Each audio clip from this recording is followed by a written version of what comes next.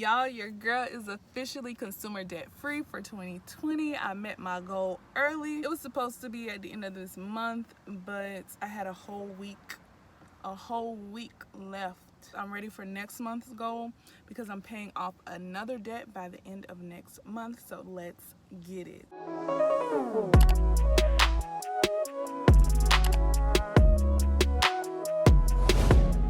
Hey Diamonds, it's Jamequa Stevens and welcome to this video. Welcome to my channel where I show you the ins and outs of what it means to be an entrepreneur. If you are returning, thank you. If you're new, make sure you're subscribed and hit that bell to get notified every time I upload. Also, don't forget to follow me on Instagram at Jamequa Stevens. So let's get right into this video.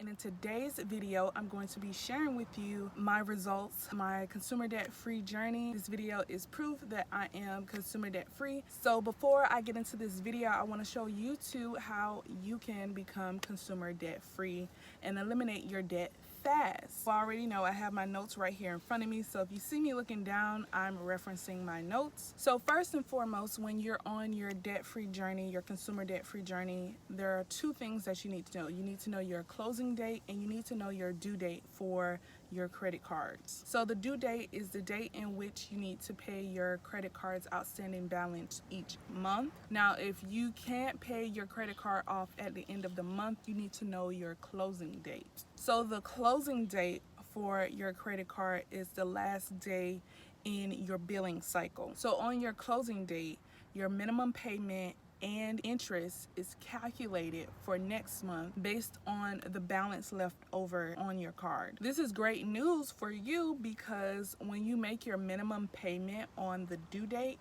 you can continue to make smaller payments until your closing date. And when you do that, you decrease the interest and the minimum payment for the next billing cycle. This is how you can focus on paying the principal balance. So when you pay your minimum payment each month, continue to make smaller payments on your credit card, and then that will go to the principal balance. Since I had a large balance on some of my cards, I would make sure if I couldn't pay anything else on my card, always pay your minimum, because that'll show that you're making payments on time. I like to focus in on one credit card at a time. So I list all my credit cards from smallest amount to largest amount. I'm paying the minimum payment on all of my cards, but I'm focusing in on the smallest amount, trying to pay that off the fastest. So after I pay all my minimum payments, I'm throwing any extra money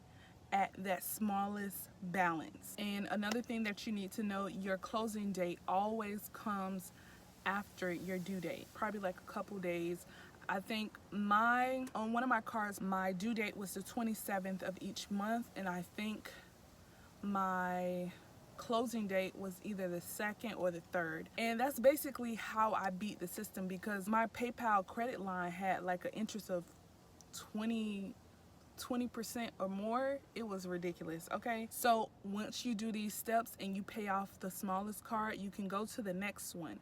So when you go to the next smallest card, the payment that you were using for the first one that you just paid off can go towards that too. So you'll just be knocking out your balances left and right. So now I'm gonna go ahead and show you all of my credit cards, my credit lines, and show you proof that your girl is officially consumer debt free. My next few videos will be me paying off other debt that I need to pay off. Right now I'm focusing on one more debt before I start making my student loan payments. So I'll give you all the details about that in the next videos.